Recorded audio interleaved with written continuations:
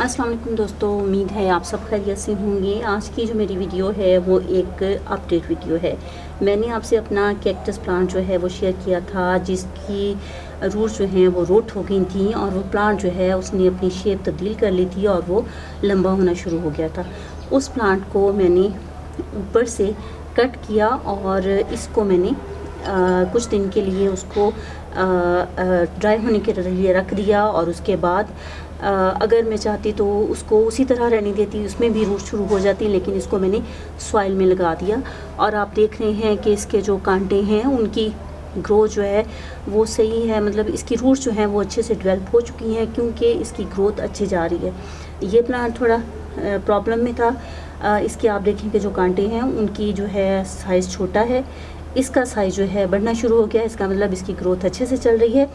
ये वो प्लांट का निचला हिस्सा है जिसको नीचे से गलना शुरू हो गया था, लेकिन आप ये देख रहे हैं कि इसके ऊपर जो है बेबीज़ बनना शुरू हो गए हैं। ये 1 2 3 4 5 बेबीज़ जो हैं इसके अंदर बनना शुरू हो गए हैं और इनका साइज़ जब थोड़ा सा बड़ा हो जाएगा तो मैं इसको इसके ऊपर से रिमूव करूँगी और 5 प्लांट जो हैं मेरे इससे बन जाएंगे।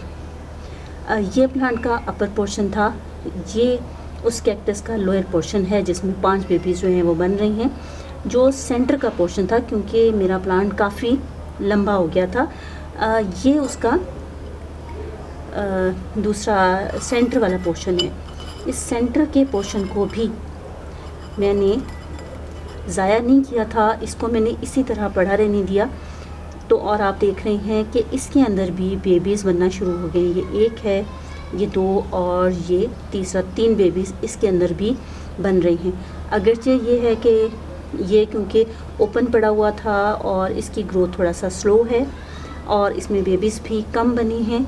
इसके अंदर जो है ग्रोथ आप देख रहे हैं कि बनिस्बत इसके कैक्टस के बेबीज़ के इनकी ग्रोथ जो है थोड़ा फास्ट है।